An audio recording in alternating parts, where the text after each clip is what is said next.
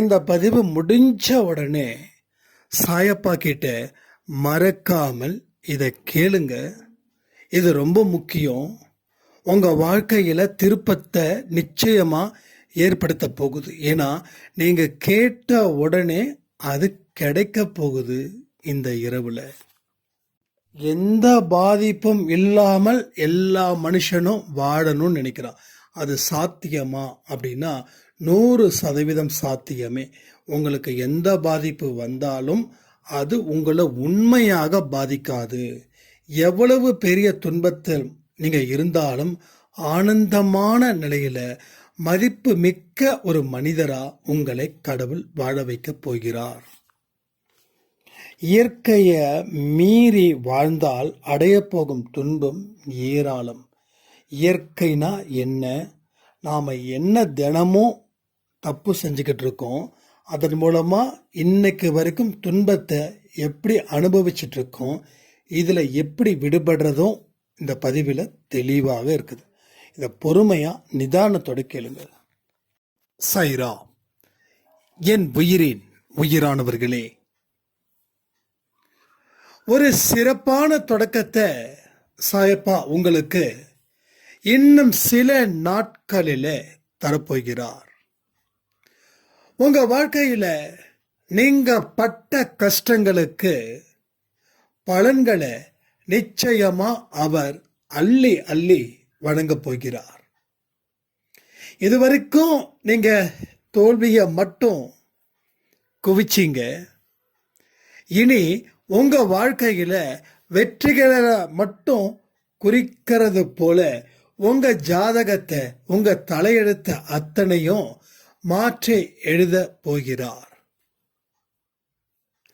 எத்தனையோ மனுஷங்க உங்களை மதிக்கல, உங்க மேல அன்பு செலுத்தல, உங்ககிட்ட அக்கறையா இல்லை அப்படின்ற ஒரு பிம்பத்தை இன்னும் சில நாட்களில் அவருடைய கால்களால் எட்டி உதைக்க போகிறார். இது எல்லாமே உங்க வாழ்க்கையில நடக்க போகுது. இந்த நாளையும் இந்த பதிவையும் என்னைக்குமே நீங்க மறக்க மாட்டீங்க. அந்த மாதிரி உங்க வாழ்க்கையில இனி உங்களுக்கு சுகமே. உங்க பக்கங்கள் இனிமே நீங்க விட்ட கண்ணீருக்கு சிரிப்பானவையாக, சந்தோஷமானவையாக, மகிழ்வான ஒரு நிலையை உருவாக்கக்கூடிய பக்கங்களா இனி வரக்கூடிய பக்கங்கள் இருக்க போகுது. என்னடா இவன் அடுக்கடுக்கா இப்படி பேசிக்கிட்டே இருக்கானே, வாழ்க்கையில துன்பமே இல்லையா? எஸ், துன்பமே இல்லை. ஏன்னா தண்டனை காலம் முடிஞ்சதுக்கு அப்புறம் யாராவது தண்டனை கொடுப்பாங்களா? ஸோ தண்டனை காலம் முடிஞ்சிடுச்சு. இனி வசந்த காலம் ஆரம்பமாயிடுச்சு. இந்த வசந்த காலத்தை நீங்க சரியா பயன்படுத்துவீங்களா? இங்கே தான் கடவுள் செக் வைக்கிறார். உனக்கு கொடுக்கப்பட்ட காலம் இனி சுதந்திரமான காலம். இந்த சுதந்திரமான காலத்தை நீ கட்டுப்பாடோட, ஒழுக்கத்தோட நீ பயணிப்பியா? அப்படி நீங்க பயணிக்கிறதா இருந்தா உங்க வாழ்க்கையில இனி ஏறுமுகம்தான். நம்ம நினைச்சதெல்லாம் நடந்துருச்சு, இனி கவலை இல்லை. இனி என் வாழ்க்கையில சந்தோஷமா இருக்கலாம். என்னுடைய சந்தோஷம்தான் மிக முக்கியம். அது மற்றவங்களுக்கு எவ்வளவு பெரிய கஷ்டத்தை கொடுத்தாலும் அதை பற்றி கவலை இல்லை.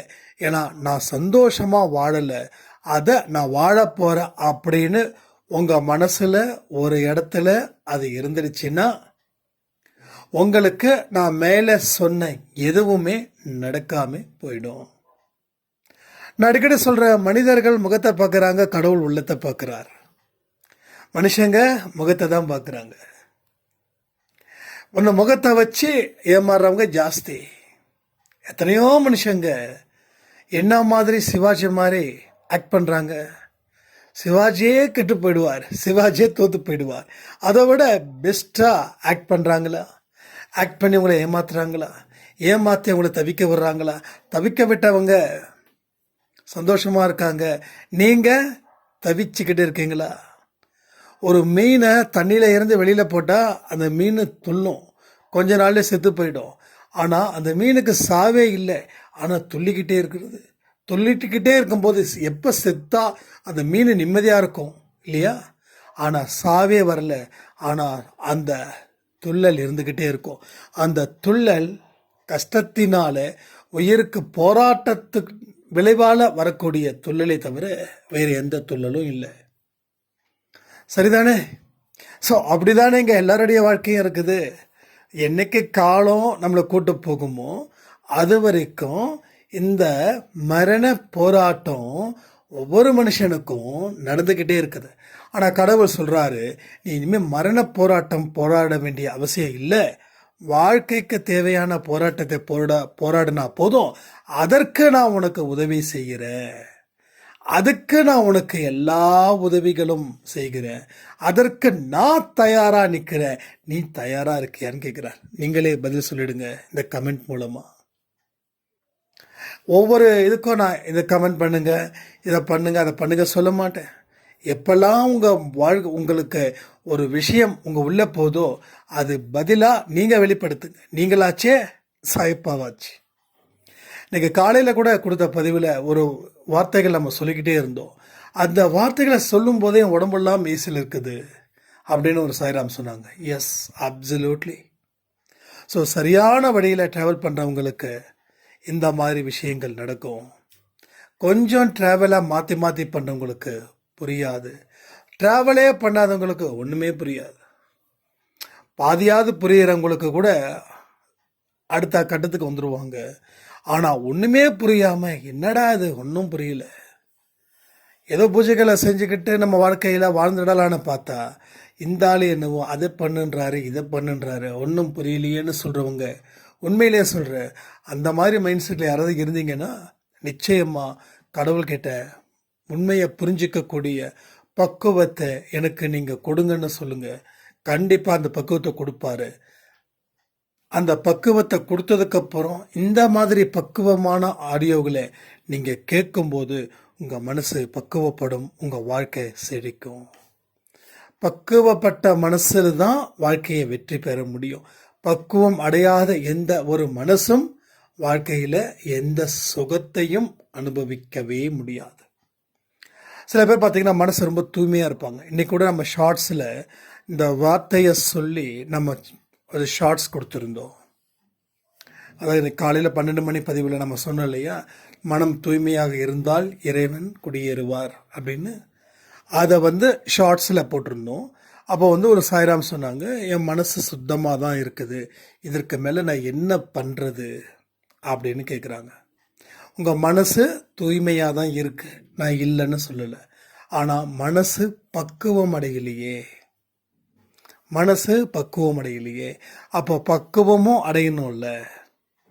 மன தூய்மை இருக்குது, நீ நல்லவனாக இருக்க, வல்லவனாக இருக்க, எல்லாம் இருக்குது, ஆனால் தோற்று போகிறேன்னா இது இல்லை. அப்போது எப்படி ஒரு மனுஷனுக்கு 10 விரலோ அது மாதிரி எல்லா கேரக்டர்ஸும் அந்த மனுஷனுக்கு இருக்கணும், இல்லைன்னா வளர்த்துக்கணும்.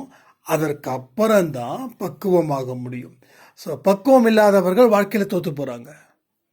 நீ உண்மையானவன் தான், நல்லவன் தான், உன் மனசு தூய்மையாக தான் இருக்குது, அதில் எந்த பிரச்சனையும் இல்லை. ஆனால் உன் மனம் பக்குவப்படலைன்னா உனக்கு வாழ்க்கையில் தோல்விதான் கிடைக்கும்.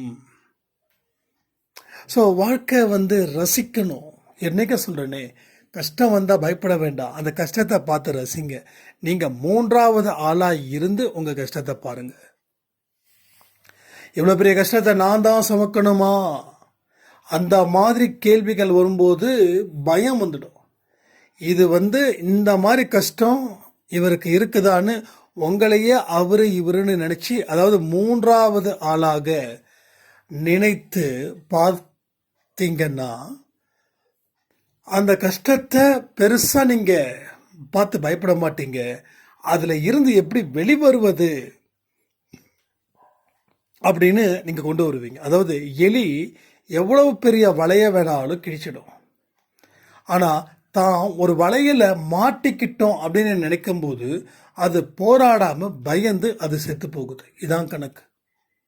அதே போல் அவ்வளோ பெரிய யானை அந்த யானை சங்கிலி போட்டு நிறுத்துறாங்க. ஏன்னா அந்த யானை தன்னால் அந்த சங்கிலியை பட்டிட்டாங்க, இதை அவிழ்க்க முடியாதுன்னு நினைக்கிறதால அந்த இடத்த விட்டு அசையலை. ஆனால் யானை எவ்வளவு பெரிய ஒரு விஷயமா இருந்தாலும் அதை உடைச்சிடும். கரெக்டாக இல்லையா? ஸோ அது போல தான் மனசு. அதை விட மனசு பலமானது. ஆனால் மனசுக்கு ஒரு பலகீனமான சிந்தனைகள் வர வர அது பயமும் குழப்பமும் அதிகரிக்கிறதால அது கடவுள்கிட்ட நேரடி தொடர்புல கூட இல்லாதது போல இருக்குது. அது இருக்கிறது போல முயற்சி செய்து அதை ஒரு நேர்கோட்டில் இணைத்து நம்ம வாழ்க்கையை வாழ்ந்தோம் என்றால் வாழ்க்கையில் சரித்திரத்தை மட்டும் இல்லை, சகாப்தத்தையும் சாதனையையும் நீ படைக்கலாம், படைக்க முடியும். அவ்வளவு பெரிய விஷயங்கள் உன் வாழ்க்கையில் நடக்க போகுதுன்றத உங்கள் மனசுக்குள்ள நீங்கள் ஆழமாக சொல்லுங்கள். ஸோ ஆழம் போக போக தான் முத்துக்கள் கிடைக்கணுவாங்க. கடலில் சொல்கிறேன். அதாவது கடலோட மேல் பரப்பு தான் அந்த அலைகள் சப்தமாக இருக்கும். ஆனால் கடலுக்கு அடியில் போகும்போது ஒரு தெளிவான ஒரு விஷயம் இருக்கும், ஒரு நல்ல அமைதி இருக்கும். நீங்கள் பார்த்துருப்பீங்க நிறைய. கடலுக்கு அடியில் கூகுளில் போய் சர்ச் பண்ணி பாருங்கள், யூடியூப்பில் போய் பாருங்கள். கடலுக்கு அடியில் இருக்கக்கூடியதை போய் பாருங்கள். உங்கள் வீட்டில் யாராவது இருந்தாங்கன்னா போட்டு காட்ட சொல்லுங்கள், இல்லை நீங்களே சர்ச் பண்ணி பாருங்கள். அப்போது அதுதான் நம்ம மனசு. ஆழ் மனசில் அந்த அமைதியை எவன் ஒருவனால் ஏற்படுத்த முடியுமோ அவனே வாழ்க்கையில் சாகசங்கள் புரிவான். அது எப்படிங்க அந்த கயிற்றுல ஒருத்தவங்க மட்டும் நடக்க முடியுது? நான் ரீசெண்டாக ஒரு ஊருக்கு போயிருந்தேன். பார்த்தா ஒரு கூட்டம் ஒரு ஒரு சைடு ஓரமாக அந்த பார்த்தீங்கன்னா ஒரு ஒரு ஒரு பொண்ணு, ஒரு ஐ திங்க் ஒரு 20-22 ஏஜ் இருக்கும். அந்த பெண் ஒரு குச்சை வச்சுக்கிட்டு அந்த கயிற்றுல நடக்குது. எப்படி அந்த பொண்ணுக்கு நடக்குது? ஒரு குச்சை பிடிச்சி நடக்குது. ஆனால் என்ன அர்த்தம் தெரியுமா? அந்த குச்சியில் தான் பேலன்ஸ் இருக்குது. ஆனால் நாம் கயிற்றுல செவுத்த பிடிச்சி அந்த கயிற்றுல நடந்தாலும் கீழே விழுந்துருவோம். அப்போது அவங்க நம்புகிறாங்க, இந்த கயிற்றுல நடந்தால் நான் விழமாட்டேன், நம்புகிறாங்க. அடுத்தது பயிற்சி. கொஞ்சம் கொஞ்சமாக அந்த பயிற்சியை செய்கிறாங்க, கொஞ்சம் கொஞ்சமாக அடுத்தடுத்த இடத்துக்கு போகிறாங்க. இப்போது அவங்களால ஈஸியாக நடக்க முடியுது. அப்போது நான் கீழே விழுந்துருவேன் அப்படின்னு அவங்க நினைச்சாங்கன்னா விழுந்துருவாங்க. ஆனால் விட முடியாது. ஏன்னா பயிற்சியும் இருக்குது, நம்பிக்கையும் இருக்குது. சில பேர் என்ன பண்ணுவாங்க, நம்பிக்கை இருக்கு நான் ஜெயிச்சிருவேன் அப்படின்னு நினச்சி விழுந்துருவாங்க. ஆனால் பயிற்சியும் வேணும். இப்போ பயிற்சி ப்ளஸ் நம்பிக்கை இது ரெண்டும் இருந்தால் நீ சாதிக்கலாம். ரெண்டில் ஒன்று இல்லை, ஒன்று இருக்குதுன்னா அந்த எது இல்லையோ அதையும் எடுத்துகிட்டு வரணும். அதுதான் இங்கே சொல்கிறேன். எல்லாமே இருக்குது, ஆனால் மனப்பக்குவம் இல்லை. மனப்பக்குவம் இல்லாததால் நீங்கள் தொடர்ந்து தோல்விகளை உருவாக்குறீங்க. தோல்வி உங்களை தேடி வரல, தேடி வர வைக்கிறீங்க. அதுவாக வரல. ரோட்டில் எத்தனையோ பேர் போகிறாங்க, எத்தனையோ பேர் போகிறாங்க. நீங்கள் யாரை கூப்பிட்றீங்களோ அவன் தான் திரும்பி பார்ப்பான். எல்லாரும் திரும்பி பார்க்கறது இல்லை. அப்போ நாம் அழைக்கிறதால அவங்க வராங்களே தவிர நீங்கள் அழைக்கலைன்னா அவங்க வரமாட்டாங்க. இது எனக்கு புரிஞ்சுக்கணும். நான் அழைத்ததால் அவர்கள் வந்தார்கள். அப்போ தோல்வியை நீ அழைக்கிற, அது வருது. ஸோ தோல்வியை நீ உருவாக்குற. நீ எதை உருவாக்கணும்? வெற்றியை உருவாக்கணும். ஆனால் எதை உருவாக்குற? தோல்வியை உருவாக்குற. தோல்வியை உருவாக்குறதால வாழ்க்கை என்ன ஆக போகுது? தோல்வியாக தான் வரப்போகுது. ஒரு வெற்றியாளராக வள வருவான்னு பார்த்தா ஒரு தோல்வியாளராக வள வந்துட்டுருக்க.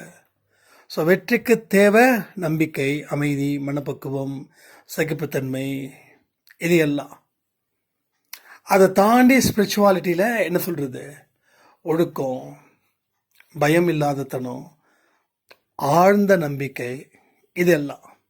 ஒரு விஷயத்தை தெளிவாக புரிஞ்சுக்கிறவனுக்கு அவன் எந்த டாஸ்க்கு கொடுத்தாலும் அவன் சாதிச்சிருவான். ஆனால் புரியாமல் இருக்கிறவங்களுக்கு ஒரு சின்ன டாஸ்க்கு கூட தாங்க மாட்டாங்க. இதுதான் இங்கே எப்பயுமே நடக்குது. எல்லா இடத்துலையும் இது ஒன்றே நடக்குது. அப்போ நம்ம லைஃப்பில் கற்றுக்க வேண்டியது ஏராளம்.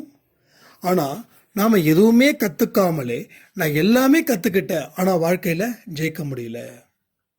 நான் எதுவுமே புக்கை படிக்கலை, எழுதலை, ப்ராக்டிஸ் பண்ணலை, டீச்சர் சொன்னதை கவனிக்கலை, ஸ்கூலுக்கு நிறைய நாள் போகலை, அதுக்கு பதிலாக கேம் விளையாண்டுனேன், சினிமாவுக்கு போனேன், ஃப்ரெண்ட்ஸ் கூட ஊரை சுற்றினேன், நல்லா சாப்பிட்டேன், நல்லா தூங்குனேன், ஆனால் நான் ஃபெயில் ஆகிட்டேன். எப்படி? அப்போ தோல்வியை நாம் உருவாக்குறோமா இல்லை தோல்வி நம்மளை உருவாக்குதான்னு பார்த்தா, தோல்வி உங்களை உருவாக்கலை, நீங்கள் தான் தோல்வியை உருவாக்குறீங்க. அப்போது நீங்கள் வெற்றியை உருவாக்கணும்னா என்ன பண்ணியிருக்கணும்? தேவையான அளவுக்கு படிக்கணும், தேவையான அளவுக்கு நேரத்தை ஒதுக்கணும். இதையெல்லாம் செஞ்சால் நீங்கள் வெற்றியை உருவாகி இருக்கலாம். ரெண்டே ரெண்டு தான். எதை நீ உருவாக்குறியோ அதுக்கு பின்னாடியே போகணும். ஆனால் தோல்வியை உருவாக்குறோம், அவமானத்தை உருவாக்குறோம், அதற்கு பின்னாடியே போகிறோம், அது மேலும் மேலும் அதிகரிக்குது. அப்போ வேறு யாரும் உனக்கு தோல்வி கொடுக்கல, அந்த தோல்வியை தேடி நீ போகிற, அது உங்ககிட்ட ஐக்கியமாயிடுச்சு. இப்போ அது வேண்டான்னு முடிவு பண்ணுற. இது வரைக்கும் நடந்தது ஓகே, கரெக்டாக நம்ம சொல்லியாச்சு. இப்போ இந்த தோல்வி எனக்கு வேண்டாம். அப்போ என்ன பண்ணணும்? வெற்றி அப்படின்ற ஒருத்தவனை உருவாக்கணும். அவன் என்னென்னலாம் சொல்கிறானோ அதை எல்லாம் செய்யணும். அது எல்லாமே செஞ்சிட்டா அவன் எப்படி தோக்க முடியும்? டீச்சர் சொல்கிறத முழுசாக கவனிக்கிறோம், இருக்கிற எல்லா டெஸ்ட்டு எல்லா எக்ஸாம்ஸும் எழுதுகிறோம், ஸ்பெஷல் கிளாஸஸ் அட்டென்ட் பண்ணுறோம், நமக்கு தகுந்த மாதிரி படிக்கிறதுக்கு நேரத்தை இன்னும் எக்ஸ்ட்ரா ஒதுக்குறோம். அப்புறம் எப்படி நம்ம ஃபெயில் ஆகுவோமாண்ணா? ஸோ ஃபெயில் ஆக மாட்டோம். எப்படி ஆக முடியும்? ஆகிறதுக்கு வாய்ப்பே இல்லை. அப்போ என்ன வாய்ப்பு? பாஸ் ஆகிறதுக்கு தான் வாய்ப்பு. அது எத்தனை மார்க்கில்? கிட்டத்தட்ட 90% மேலே. அது மாதிரி உறுதியாக சொல்லணும், என் வாழ்க்கை 90% மேலே நான் பாஸ் செய்வேன். ஸோ வெற்றியை உருவாக்குவேன், வெற்றியின் பின்னால் செல்லுவேன், வெற்றிக்கு தேவையான அத்தனை விஷயத்திலும் எனது மனதை ஈடுபடுத்துவேன். அவ்வளோதான். ரொம்ப ரொம்ப ஈஸி. இங்கே யாராவது வெற்றி பெறது ரொம்ப கஷ்டம்னு யாராவது சொல்ல முடியுமா? சொல்லுங்கள். நீங்கள் கமெண்ட்டை சொல்லுங்கள். பதிவை முழுசாக கேட்டதுக்கப்புறம் நீங்களே அந்த கமெண்ட்டுக்கு எதிர் கமெண்ட்டை நீங்கள் சொல்லுவீங்க. அப்போது வாழ்க்கையில் இந்த பதிவு முக்கியமானதா? எஸ், முக்கியமானது. ஏன்னா இங்கே உங்களுக்கு ஒரு வெற்றி தேவைப்படுது. அந்த வெற்றி தேவைப்படும் போது தான் உங்களால் உண்மையாகவே உயிர் வாழ முடியும். வெற்றி தேவைப்படுது. இப்போ வெற்றி இந்த இடத்துல கண்டிப்பாக தேவைப்படுது. அப்போ தான் நம்ம உண்மையாகவே உயிர் வாழ்ந்துட்டுருக்கோம். அப்போ இப்போ எப்படி உயிர் வாழ்ந்துட்டுருக்கோன்னா, ஒரு போலியான உயிரை வச்சு வாழ்ந்துட்டுருக்கோம். அதாவது நீங்கள் வெற்றி அடைஞ்சால் உங்கள் பேச்சு, உங்கள் சுதந்திரம், உங்கள் கட்டுப்பாடு எல்லாமே வேறு மாதிரி. அப்போது மதிப்பு இல்லாமல் நீங்கள் வாழ்ந்துக்கிட்டு இருக்கீங்க. மதிக்கும் இடம் தேடி உங்களால் போக முடியாது. ஏன்னா எங்கே போனாலும் உங்களுக்கு அவமானத்தை குத்திட்டாங்க. ஒரு சீல் குத்துற மாதிரி குத்திட்டாங்க. இப்படி குத்தப்பட்ட சீல் உங்களுக்கு என்ன முத்திரை கொடுக்குதுன்னா, நீ தோல்வியானவன், தோல்வியே உனது நிரந்தரம், உன்னை நாங்கள் சேர்த்துக்க விரும்பலை. இதனால் நம்ம மனசு என்ன பண்ணுது? படாத பாடுபடுது. நம்ம மனசில் அவ்வளவு கஷ்டம், அவ்வளவு வருத்தம் எல்லாம் கூடி வருது. அப்போ ஒவ்வொன்றா அகற்றணும். ஆனால் எதையுமே அகற்றக்கூட முடியல. சில பேர் சொல்லுவாங்க, தீவைகளை நான் விட்டுட்டேன்னா என்னால் உயிர் வாழ முடியாதுன்னு. அது யார் அதிகமாக சொல்லுவாங்க தெரியுமா? ஜென்ஸ் என்கிட்ட பேசும்போது, நான் இன்னைக்கு தண்ணி அடிக்கலைன்னா நான் உயிர் வாழ முடியாது. என்ன காரணம் அப்படின்னா, நான் மதிப்பில்லாதவனா வாழ்ந்துக்கிட்டு இருக்கேன். என்னை நான் தண்ணி அடிக்கலைன்னா நான் பயங்கரமாக ஃபீல் பண்ணி நான் அன்றைக்கு நைட்டாகவே நான் கரைஞ்சி போயிடுவேன். அதனால தான் நான் தண்ணி அடிக்கிறேன். அப்போ பாருங்கள், தீய பழக்க வழக்கம்னு தெரிஞ்சும் அதை விட முடியாத அளவுக்கு இருக்குதுன்னா அந்த அளவுக்கு பெரிய தோல்வியை நாம் உருவாக்கி இருக்கோம். ஒரு மிகப்பெரிய தோல்வியை நாம் 100க்கு 100 உருவாக்கி இருக்கோம். ஸோ மிகப்பெரிய தோல்வியை உருவாக்கி இருக்கோம். அப்போது இதை ஒரே நாளில் அழிக்க முடியாது, மெதுவாக தான் அழிக்க முடியும். அழிக்கணும்னு நினச்சாவே அழிச்சிடலாம், ஆனால் அதற்கும் முயற்சிகளை செய்யணும். நீங்கள் சொல்லலாமா, தோல்வியை எனது கையினால் அழிப்பேன், தோல்வியை எனது கையினால் அழிப்பேன், தோல்வியை எனது கையினால் அழிப்பேன்.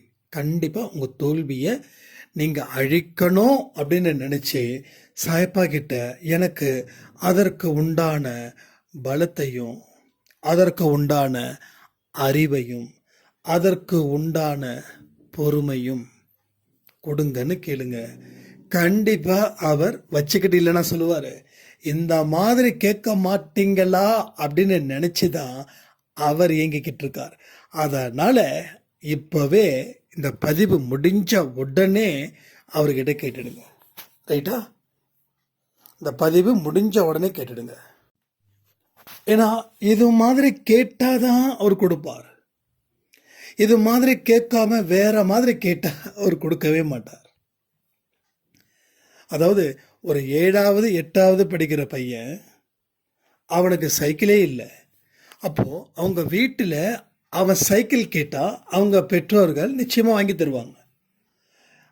அதே எனக்கு ஒரு பைக் வேணும், ஒரு ஸ்போர்ட்ஸ் பைக் வேணும் அப்படின்னு கேட்டால் வாங்கி தருவாங்களா பேரண்ட்ஸ்?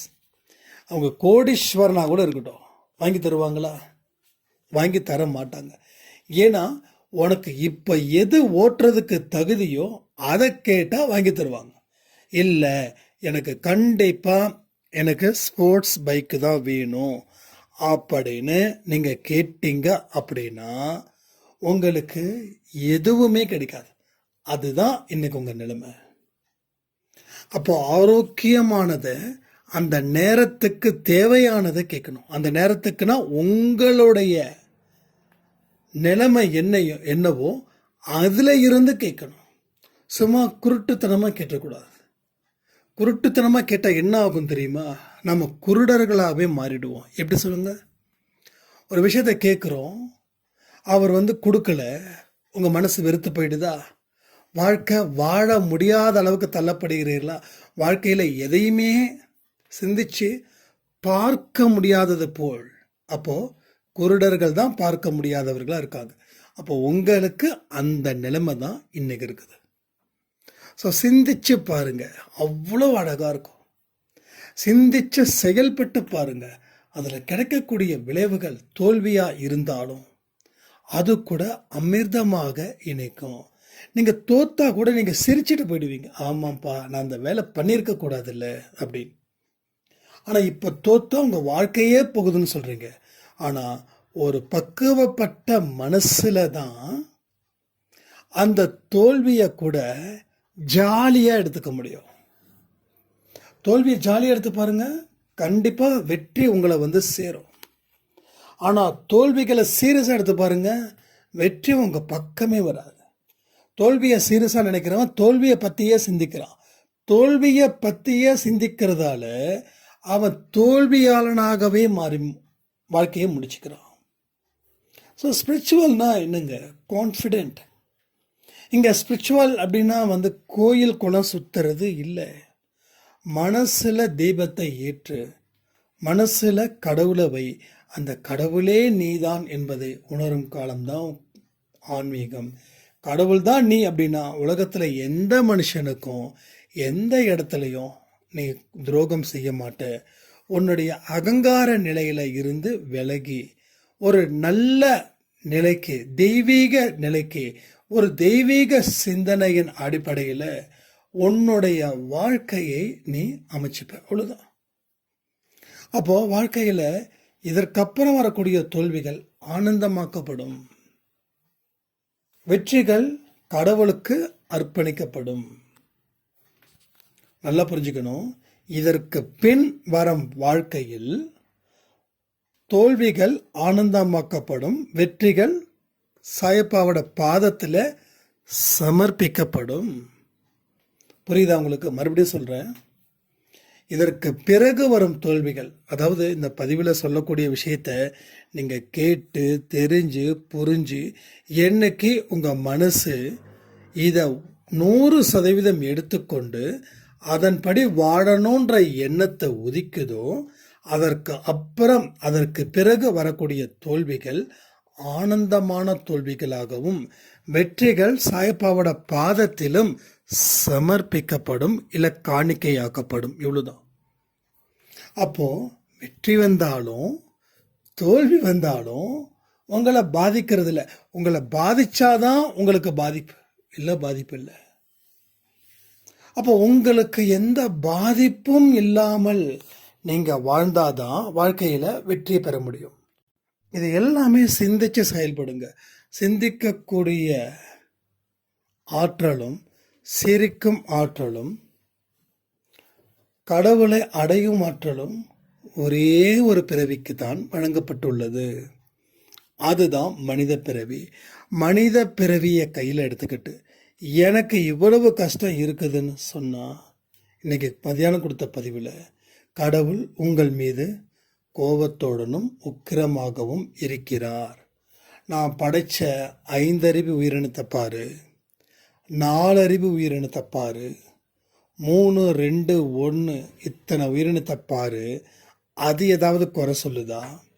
அது இயற்கைக்கு மாறா வேலை செய்யுதா? ஆனால் அதுங்களே சந்தோஷமாக இருக்கும்போது உனக்கு 6 அறிவு கொடுத்துருக்குற, நீ இயற்கைக்கு மாறா இருக்க. நான் இயற்கைக்கு மாறா நான் சொல்லட்டுமா என்னென்னலாம்? ஒரு சாதாரண விஷயந்தான். காலையில் எத்தனை மணிக்கு சாப்பிட்றோம்? மதியம் எத்தனை மணிக்கு சாப்பிட்றோம்? இரவு எத்தனை மணிக்கு சாப்பிட்றோம்? எத்தனை மணிக்கு உறங்குறோம்? எத்தனை மணிக்கு எழுந்திருக்கிறோம்? இதெல்லாம் இயற்கையின் படி நம்ம செய்கிறோமா? சூரியன் மறையும் முன்பு சாப்பிடணும். மறையிறதுக்கு கொஞ்ச நேரத்துக்கு முன்னாடி சாப்பிடணும். 8, 9 சாப்பிட்ட 1.5 மணி நேரத்தில் தூங்கணும். முடியுதா? 10:30 மணிக்கு, நான்லாம் சொல்கிறேனே இயற்கைக்கு மாறாதாங்க இருக்க, 11 மணிக்கு சாப்பிட்றேங்க. நான் பெருமையாக சொல்கிறேன்னு நினைக்க வேண்டாம். என்னை நினைச்சாவே எனக்கு ரொம்ப கஷ்டமாக இருக்குது. ஏன்னா என்னோடய ஒர்க் ஷெடியூல் அது மாதிரியா இருக்குது. 10:30 மணிக்கு சாப்பிட்றேன், 11 ஆகிடுது சாப்பிட்டு முடிச்சுட்டு நான் பெட்டுக்கு போகிறதுக்கு, 12 மணி ஆகுது நான் தூங்குறதுக்கு. காலையில் கிட்டத்தட்ட 6 மணி இல்லை 6:30 மணி ஆகுது நான் எந்திரிக்க. இதுதான் என்னுடைய ஒர்க், இதுதான் என்னுடைய ஷெடியூல்ஸ். ஸோ நானும் இயற்கைக்கு மாறாதான் இருக்கேன், இதுதான் உண்மை. ஆனால் சரி பண்ண முடியுன்ற நம்பிக்கை இருக்குது, சரியாயிடுன்ற நம்பிக்கையும் இருக்குது. ஸோ இயற்கையை மீறி நாம் செயல்படும் போது நம்ம வாழ்க்கையில் அடையக்கூடிய துன்பங்கள் அதிகம். அப்போ இது எல்லாத்தையும் சரி பண்ணுவதற்கு தான் சாயப்பா நம்மக்கிட்ட வந்திருக்காரு. நம்ம சரி செய்வோம். வாழ்க்கையில் நல்லபடியான ஒரு இடத்துல வாழ்வதற்கு முயற்சிகள் செய்வோம். வாழ்ந்து சாதிப்போன்னு சொல்லி இந்த பதிவை நான் முடிக்கிறேன். ஜெய் சாய்ராம்.